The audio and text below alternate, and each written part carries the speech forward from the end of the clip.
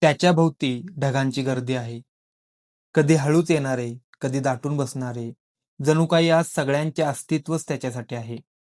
पण चंद्राला माहिती आहे, आकाशात कुणी कायमचं राहत नाही. ढग येतात, थोडा वेळ थांबतात आणि निघून जातात. एखादी वाऱ्याची झुळूक येताच ढगांची दिशा बदलते आणि मी नेहमीच तुझ्यासोबत राहीन म्हणणारे ढग त्या झुळकीसोबत निघून जातात.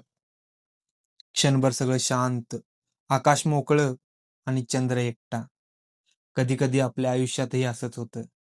आपल्या भोवती ढग येतात, आपल्याला व्यापतात, आपल्याला झाकतात सुद्धा, पण शेवटी वाऱ्याच्या झुळकीसोबत निघून जातात. आणि त्या क्षणी आपण आपल्याला एकटे वाटतो. पण खरं सांगायचं तर आपण कधीच एकटे नसतो. आपल्या आतला चंद्र कायम उजळलेला असतो. आपण फक्त थोडं थांबायचं असतं. ते ढग नव्या वाऱ्याच्या झुळकासह परत येतील.